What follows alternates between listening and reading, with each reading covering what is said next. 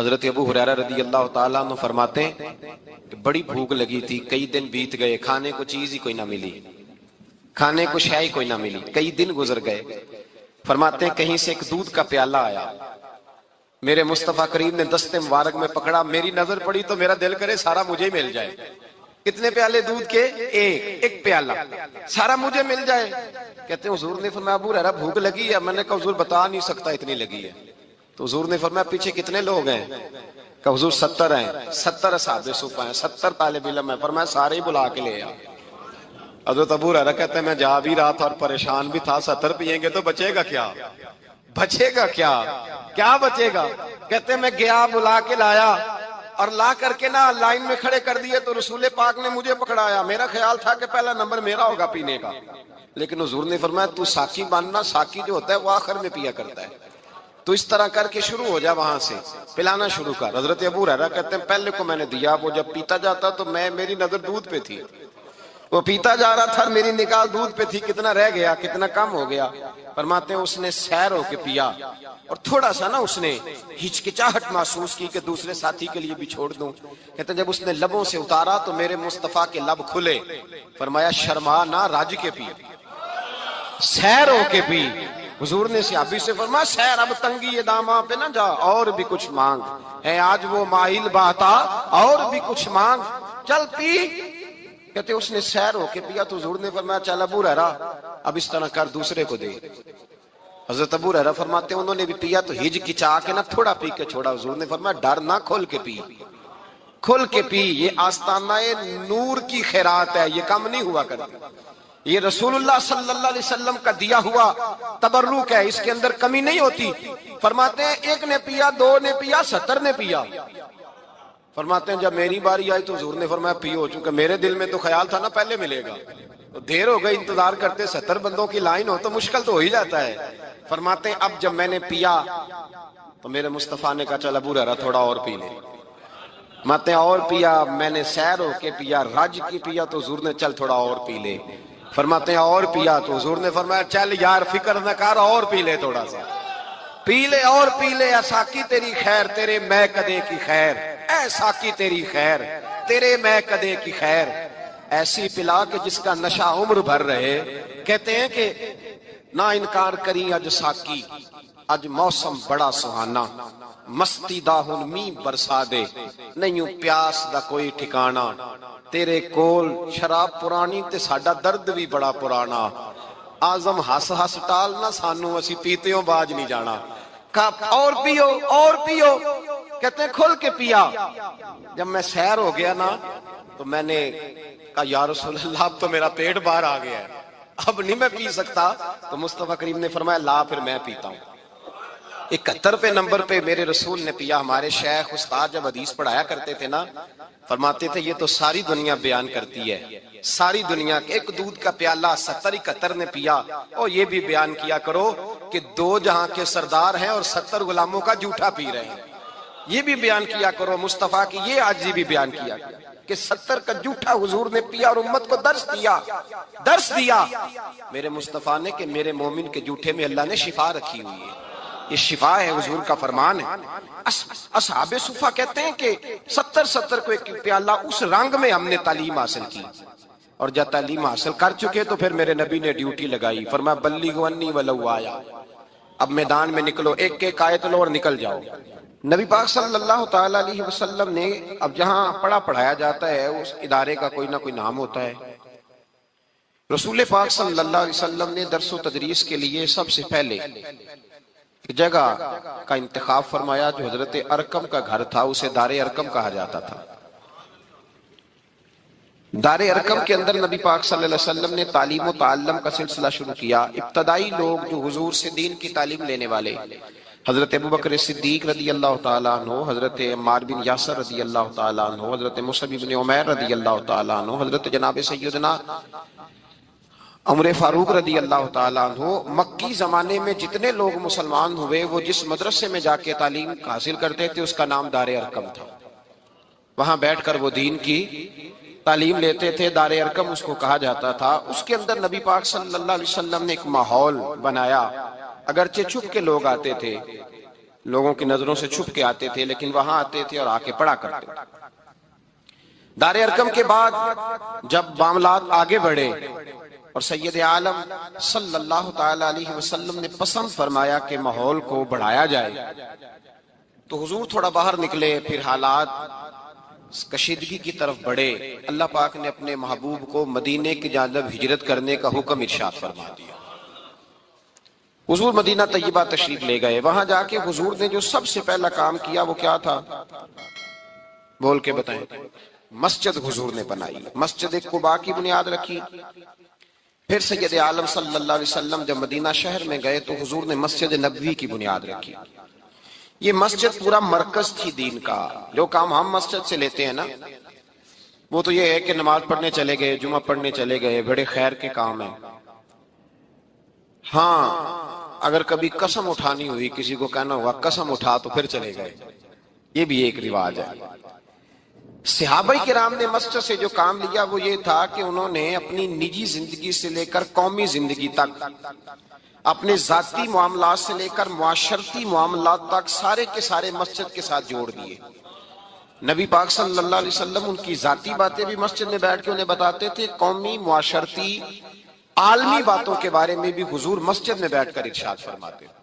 سیاست میں ناپاکی اس وقت آئی ہے جب سیاست مسجد سے نکل گئی ہے۔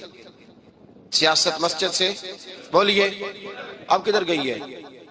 اللہ جانے کہاں کہاں گھوم رہی ہے، کیا حال ہو گیا ہے۔ اقبال کہتے ہیں کہ جلال بادشاہی ہو یا جمہوری تماشا ہو، جدا ہو دین سیاست سے تو رہ جاتی ہے چنگیزی۔ ہلاکو خان یا چنگیز پیدا ہوتے ہیں جب دین اور سیاست کو الگ الگ کیا جاتا ہے۔ سارے کام مسجد میں ہوتے تھے۔ حضور صلی اللہ علیہ وسلم نے محسوس کیا کہ کچھ لوگ تو آتے تھے ضروریات کا علم سیکھنے۔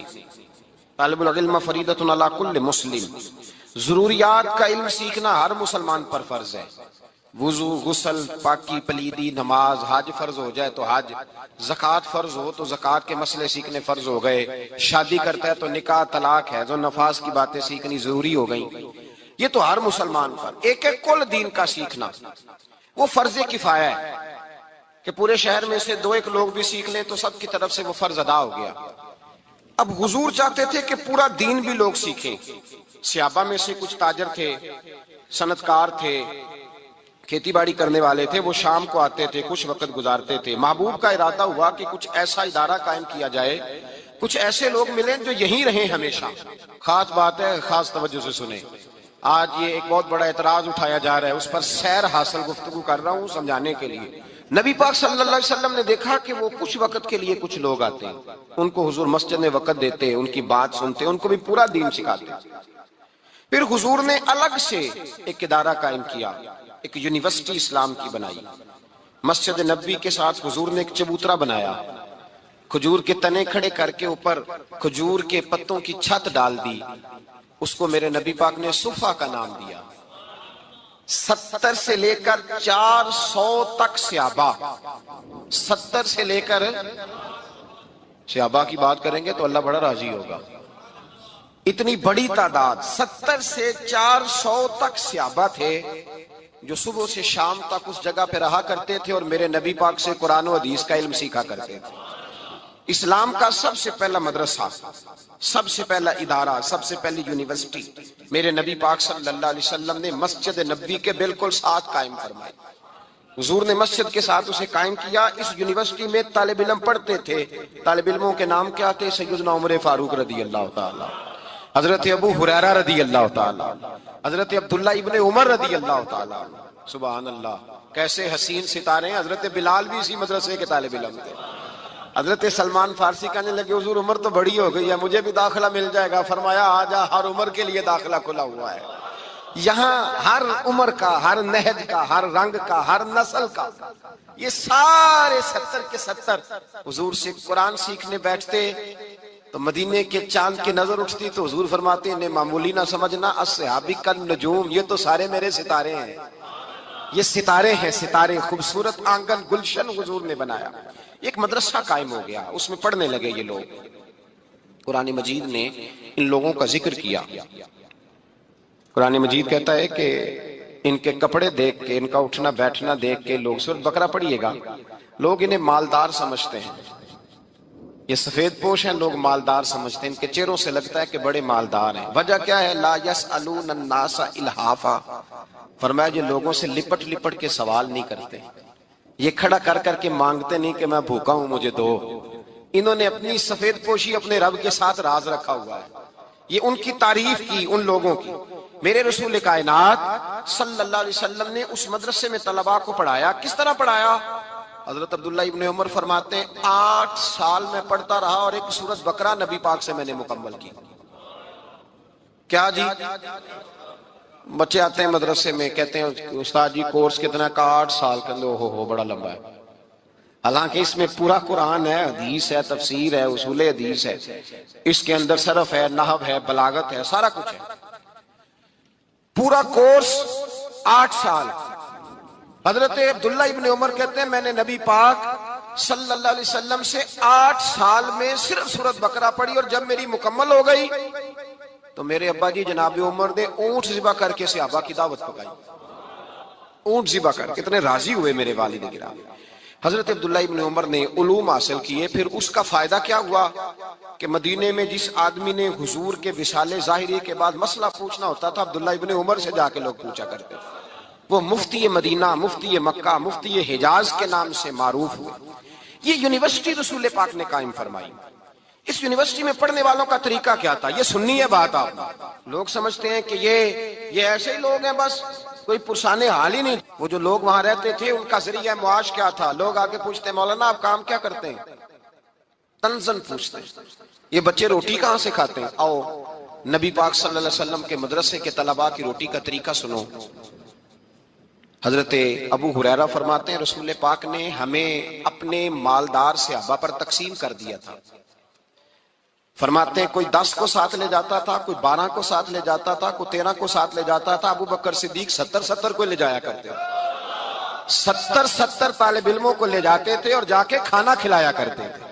اور فرماتے ہیں جب صحابہ کے باغوں میں کھجوریں پکتی اور جب انگور پکتے تو کہتے ہیں جہاں صحابہ صفہ کا چبوترا تھا، جہاں مدرسہ تھا، وہاں صحابہ نے ایک رسی باندھ دی تھی، جس کے باغ میں تازہ کھجوریں پکتی تھی وہاں لا کے لٹکایا کرتا تھا۔ وہ تازہ انگور وہاں لا کر کے لٹکایا کرتا تھا، طالب علم کھاتے تھے، وہ بھی خوش ہوتے تھے، رسول پاک بھی راضی ہوا کرتے۔ یہ مدرسہ تھا، مدرسہ۔ اور حضرت ابو ہریرہ فرماتے ہیں ہم طالب علم تھے، ہمارے وجود پر کپڑے بھی پورے نہیں ہوتے تھے۔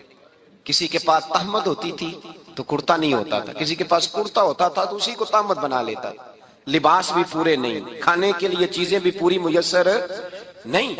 فرماتے ہیں آج فقیر وہ لوگ بن گئے، کوٹھیاں لمبی چوڑی بنائی ہوئی ہیں اور اربوں خربوں روپے کا ان کے پاس آستانے اور دربار ہیں، تو مدرسے کا ناظرے کا بھی نہیں، اور کہتے ہیں ہم فقر سکھا رہے ہیں۔ فقر تو وہ ہے جو مدارس میں سکھایا جاتا ہے، فقیری وہ ہے جو مدارس میں سن لیں۔ اب مولوی بیچارہ بالکل معرفت سے دور ہو گیا ہے، اور جس کو معرفت کا ترجمہ نہیں آتا وہ معرفت والا ہو گیا ہے۔ نیرنگیے سیاست دوران تو دیکھیے یہاں منزل انہیں ملی ہے جو شریک سفر نہ تھے، عجیب چکر چل گیا۔ الگ الگ لوگوں نے تفسیر، صوفی کس کو کہتے ہیں، درویش کس کو کہتے ہیں؟ جب مولوی اپنے علم پر عمل کرے اور عمل میں مخلص ہو جائے تو وہی اللہ کا ولی ہوا کرتا ہے۔ بس اتنی سی تعریف ہے، یہی حضرت مجدد صاحب نے کی ہے، یہی غوث اعظم نے کی ہے، یہی شیخ شہاب الدین سہروردی نے کی ہے، یہی تفسیر خواجہ معین الدین اجمیری نے فرمائی ہے، یہی تمام صوفیاء نے فرمائی ہے۔ اب اس مدرسے کے اندر حضرت ابو ہریرہ فرماتے ہیں کبھی تو صحابہ لے جاتے اور کبھی یہ حال ہوتا تھا کئی دن روٹی نہیں ملتی تھی، غربت، فقر، درویشی۔ پھر مدارس قائم ہوئے۔ حضرت معاذ بن جبل اگر آ کے دمشق بیٹھتے تھے تو وہاں رسول اللہ کی حدیثوں کا درس دیتے تھے۔ حضرت مولا علی اس مدرسے سے فارغ التحصیل تھے، وہ کوفے گئے تو وہاں انہوں نے مدرسہ قائم کیا۔ جہاں صحابی وہ صحابہ جہاں بیٹھتے تھے نا، جو بیٹھا ہوتا تھا وہ یونیورسٹی ہوتا تھا، جو بیٹھا ہوتا تھا وہ یونیورسٹی تھا، ادارہ تھا، وہ چلتے پھرتے لوگ ادارے بن گئے۔ اس ادارے کا فیض آگے بڑھا، تابعین کا زمانہ آیا تو سب سے پہلا نمبر حضرت امام اعظم ابو حنیفہ کا تھا۔ اس مدرسے میں پڑھنے والے امام ابو مالک جیسے لوگ تیار ہوئے، امام محمد جیسے لوگ خوش اچین ہوئے۔ امام عبد الرزاق نے وہاں سے پڑھا اور پھر امام عبد الرزاق سے حضرت امام بخاری نے پڑھا، اور امام بخاری نے پھر امت کو حدیث کا پورا اسلوب دیا، طرز زندگی دیا۔ پھر مدارس قائم ہونے لگے، حکومتیں مدرسے قائم کرتی ہیں۔ حضرت عمر بن عبدالعزیز نے اپنے دور حکومت میں درجنوں بیسیوں سینکڑوں مدارس قائم کیے. عالم کی تنخواہ اتنی تھی جتنی صوبے کے گورنر کی ہوتی ہے. کنی ہے تھوڑے گورنر کی تنخواہ پتا جی؟ گورنر ہاؤس نہیں بندہ پیدل پھر سکتا, تنخواہ تو دور رہ گئی. تو مولوی کے حجرے کے اندر اگر لائٹ نہیں لگ جائے تو سارا محلہ پوچھنے آ جاتا ہے کتوں لوا لیجیے, تو بتی لوا لی. اتنا بڑا کام کر لیا. گورنر ہاؤس پیدل. حضرت عمر بن عبدالعزیز رحمت اللہ تعالی علیہ نے گورنر اور خطیب کی تنخواہ ایک برابر کی. لوگوں نے کہا حضور یہ کیا ہے؟ فرمایا وہ دنیا داری چلاتا ہے, یہ رسول اللہ کا دین پڑھاتا ہے, یہ نبی پاک کے رنگ سے لوگوں کو آگاہ کرتا ہے, یہ حضور کے جلوے دکھاتا ہے. اس کی باتیں سنتے سنتے سنتے سنتے دل نور والا بنتا ہے اور رسول اللہ کے جلوے نظر آنے شروع ہو جاتے ہیں. تو میں اس کی یہ مدارس کا ایک پورا سلیبس بنایا گیا. اب باری آ گئی ہماری, بالخصوص پاکستان اور ہندوستان کی. انڈیا کے اندر پھر بھی مدارس کے ساتھ گورنمنٹ کا رویہ کچھ اور طرح کا ہے. ہمارے ہاں کوئی گورنمنٹ کوئی مدرسہ نہیں چلاتی. جو مدرسے گورنمنٹ چلاتی ہے وہ بھی اپنے مقصد کے لیے چلاتی ہے, دین کے لیے نہیں چلاتی. جن مدارس کو گورنمنٹ فنڈ دیتی ہے اس سے مقصد جو بھی گورنمنٹ دیتی ہے, میں نام نہیں لیتا, اور یہ سارے کرتے ہیں. ایک طرف شور کرتے ہیں فلانا مدرسہ دہشت گرد ہے, سب کو پتا ہے کس کا مدرسہ دہشت گرد ہے. اب بتانے کی ضرورت ہے, آپ کو پتا ہے کہ نہیں؟ پکی بات ہے. جن کو پتا ہے وہ ہاتھ کھڑا کرے. دہشت گرد مدرسوں کا جن کو پتا ہے, تو اتنے سارے بندوں کو پتا ہے. جنہوں نے نہیں نا ہاتھ کھڑے کیے وہ ساتھ والے سے پوچھ لینا, بتا دے گا, وہ بتا دے گا ساتھ والے کو. پتہ ہے نا جی آپ حضرات. اب گورنمنٹ ہماری ان مدارس کو فنڈ دیتی ہے اس لیے کہ بغل بچہ تنظیمیں بنا کے رکھنا چاہتی ہے. اگر گورنمنٹ چاہے تو کوئی دہشت گرد مدرسہ کبھی بھی آگے بڑھ سکتا. جب آپ اتنے سارے لوگوں کو پتا ہے, مجھے پتا ہے, تو ان کو نہیں پتا؟ سب کو پتا ہے کون دہشت گرد ہے. جو اہل حق کے مدرسے ہیں, اہل حق کے, ان مدارس کو نہ گورنمنٹ کو فنڈ جاری کرتی ہے نہ باہر سے کوئی ایڈ آتی ہے. مدرسہ ایک پوری ضرورت ہے. اور مدرسے کی حاجت کیا ہے؟ آپ تراویح کے لیے جب رمضان شریف شروع ہوتا ہے تو حافظ کی ڈیمانڈ کرتے ہیں, حافظ کی. میرے بھائی جب آپ گھی لینے جاتے ہیں تو آپ کو یہ تو پتا ہوتا ہے نا گھی بنتا کہاں ہے, خریدیں گے کیسے, اس کی ساری صورتحال کا آپ کو پتا ہے. پاکستانی کوئی بھی نہیں کہے گا کہ گھی والی انڈسٹری بند کر دو, اس لیے کہ گھی کے بغیر ہنڈیاں نہیں پکتی. آپ فوری طور پہ ان چیزوں کا پتہ رکھتے ہیں. حافظ مانگتے ہو, حافظ کہتے ہیں اچھا قاری ہونا چاہیے. اچھا قاری, قرآن پاک اچھا پڑھنے والا. کیوں حضرت؟ اچھا قاری, اچھا حافظ. تو سوال یہ ہے کہ اچھا قاری پیدا کہاں ہوگا؟ کہاں پیدا ہوگا اچھا قاری؟ اسکول میں, کالج میں, دربار پہ, کہاں پیدا ہوگا؟ نہیں بول کے بتائیں. تو مدرسہ کون چلائے گا؟ مدرسے کے ساتھ تو رویہ یہ ہے کہ لوگ زکوٰۃ کے پیسے دینے آتے ہیں مدارس میں, زکوٰۃ کے. اور اس پر بھی ان کا خیال یہ ہوتا ہے کہ جمعے والے دن 10 دفعہ اعلان کیا جائے کہ ہم نے مدرسے کو زکوٰۃ دی ہے. حالانکہ زکوٰۃ تو اس آدمی کی نیکی ہے جو آپ سے وصول کر رہا ہے. آپ پڑھیں اٹھا کے بزرگوں کو, اس پر بھی 10 دفعہ 20 دفعہ 100 دفعہ لوگ سوچتے ہیں, اور پھر جا کر کے لوگ اس طرف توجہ کرتے ہیں. مدارس اسلامیہ ذبح حالی کا شکار ہے. آپ کو عالم کی ضرورت ہے. مجھے بتلائیے, بچے کی پیدائش سے لے کر کان میں اذان دینے سے لے کر جنازے تک ڈیوٹی کون سا انجام دیتا ہے؟ اور جب حالات بگڑ جاتے ہیں, مسائل بن جاتے ہیں, میں 3 دفعہ طلاق کہہ بیٹھا ہوں, میں یہ کر بیٹھا ہوں, ادھر ہو گیا ہوں, تو مسائل کون بتاتا ہے؟ تو عالم کہاں پیدا ہوگا؟ اگر وہ انڈسٹری بند کر دی جائے جہاں عالم نے پیدا ہونا ہے, اس کے ساتھ ہمارا تعلق ہی کوئی نہ رہے, تو علماء کیسے پیدا ہوں گے, قاری کیسے پیدا ہوں گے, حفاظ کیسے پیدا ہوں گے؟ جب آپ کسی چیز کی تشکیل میں دلچسپی نہیں رکھتے. اور یاد رکھیں, حافظ پیدا ہوں گے, قاری پیدا ہوں گے تو لفظ محفوظ رہیں گے, عالم پیدا ہوں گے تو قرآن کے معنی محفوظ رہیں گے. اور اللہ نے یہ ذریعہ بنایا ہے ان کی حفاظت کا. علماء بڑی ضروریات ہوتی ہیں میرے بھائی, بڑی ضروریات ہوتی ہیں. ایک عالم کی کتاب اس زمانے میں اتنی مہنگی ہے کہ کتاب تک پہنچنا مشکل ہو گیا. میں نے پہلے بھی بات عرض کی تھی, میں نے ایک حدیث فتاوی رضویہ سے ایک دفعہ جمعے میں سنائی. میرے پاس کچھ لوگ آئے, کہنے لگے مولانا یہ حدیث آپ نے سنائی ہے, ہمارے مولوی صاحب کو تو 25 سال ہو گئے خطبہ دیتے, کبھی نہیں سنائی انہوں نے. ان کو بھی چاہیے نہ پڑھیں اور سنائیں. میں نے کہا مولانا کی تنخواہ کتنی؟ کہنے لگے 8,000 روپیہ. تو میں نے کہا جس کتاب سے میں نے حدیث سنائی ہے وہ کتاب ہی 14,000 کی آتی ہے. मौलवी कहां से सुनाए आपको? वो बच्चों की रोटी पूरी करें या आपको हदीस सुनाए? ये अभी तरावियों का मसला हो रहा है ना, सुबह शाम ऐलान होते हैं उलमा की खिदमत करो, और फिर दावा होता है 25,000 रुपया दिया हमने मौलवी साहब को। ओ मेरे भाई, तो कपड़े तो लेने जा बाजार क्या? और मदारस के तलबा की क्या? पहले तो मुझे शिकवा ये है, इतना सुतेला मजहब है कि कोई आदमी अपना ज़हीन और पढ़ा लिखा बच्चा मदरसे लेके नहीं आता, लाता ही नहीं। जो बिल्कुल समझते हैं ना काम कर सकेगा ना ये स्कूल पढ़ेगा, उसको मदरसा में लाके दाखिल कराते हैं।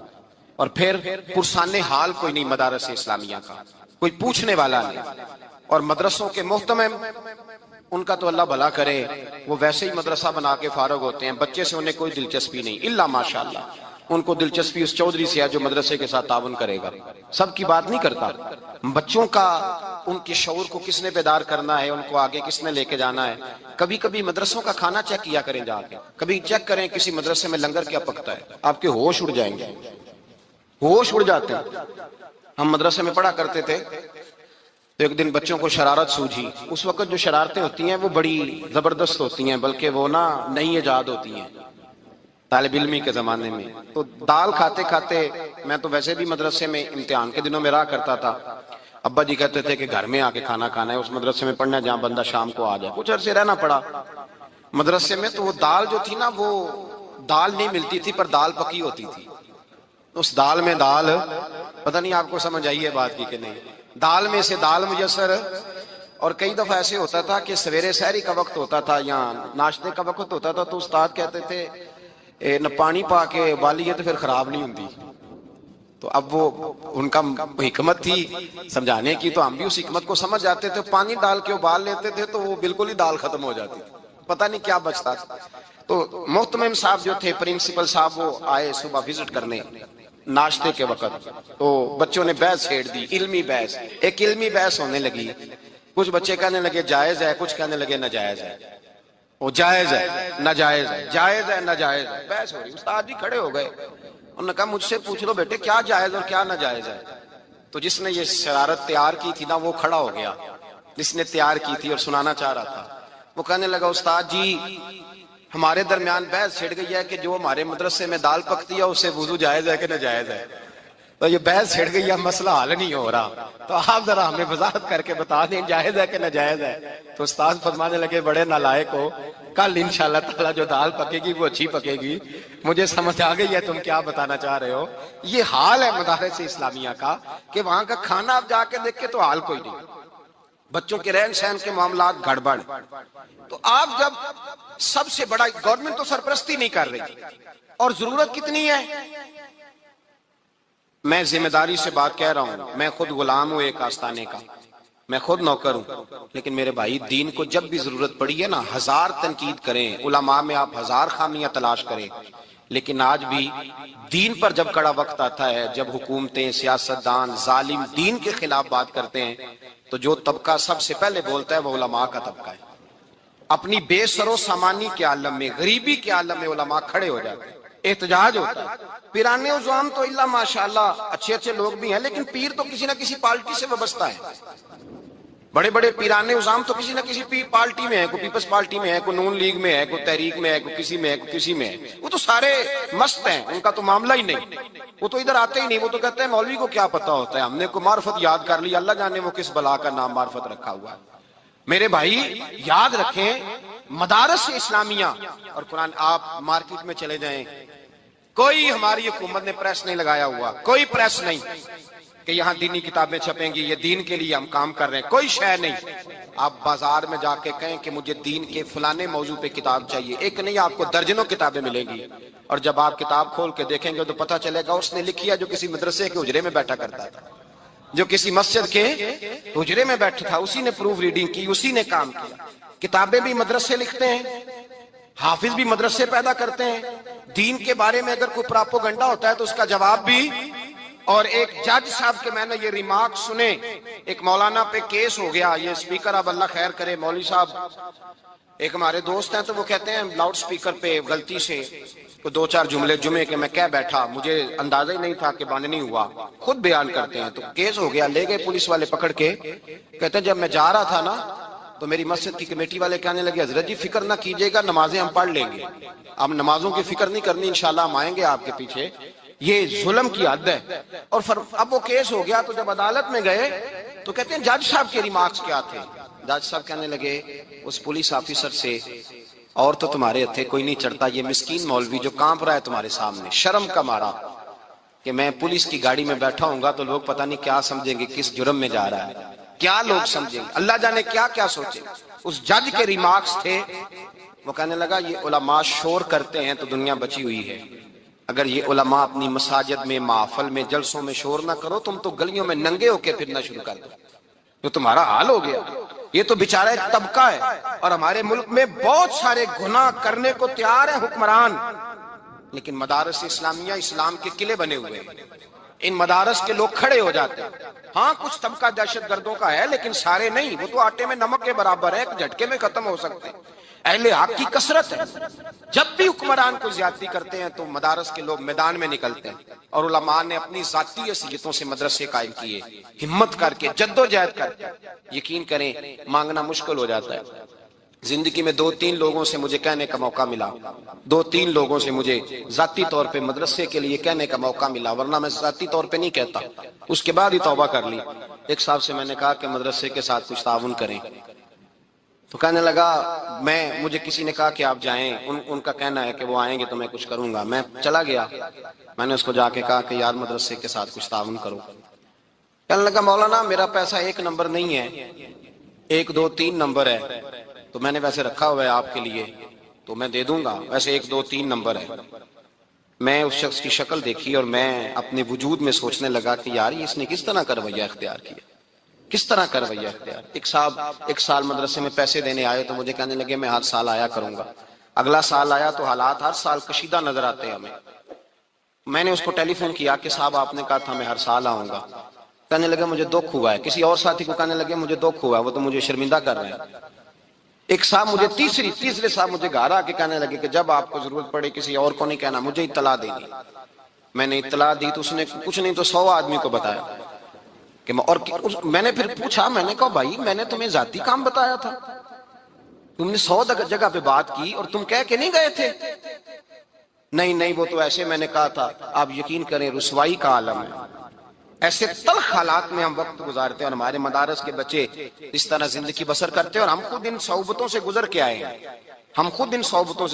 ہم نے وہ رنگ دیکھا ہے کہ ہمارے استاد گرامی نے تفسیر روح البیان کا ترجمہ کیا تو چھاپنے کے لیے پیسے نہیں تھے، انہوں نے اپنے گھر کی چارپائیاں بیچ ڈالی، اضافی برتن نکال کے بیچ ڈالے، ایک بیٹی کا جہیز بنا کے رکھا تھا، کہنے لگے بیٹے تیری شادی میں سال ہے، اگر تو اجازت دے تو میں بیچ دوں، میری عمر بھر کی کمائی ہے، میں چاہتا ہوں میری زندگی میں چھپ جائے۔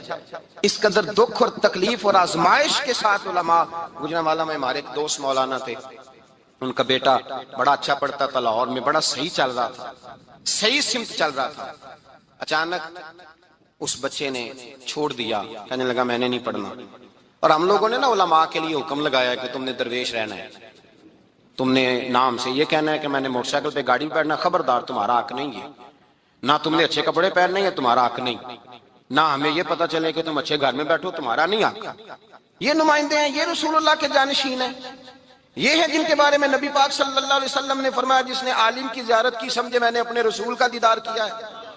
یہ ہے جن کے بارے میں حضور نے فرمایا جس نے عالم کو سہارا دیا سمجھے میں نے اپنے رسول کی بارگاہ میں حاضری دی ہے۔ یہ ہے جن کے یہ کنز المال میں میں حدیث میں لفظ دکھاؤں گا، نبی پاک نے فرمایا جس نے کسی عالم کی صحبت اختیار کی وہ سمجھ لے میں نے اپنے نبی کی سنگت اختیار کی ہے، اور فرمایا جو میری سنگت میں بیٹھا سمجھے میں رب کی بارگاہ میں بیٹھا ہوا ہوں۔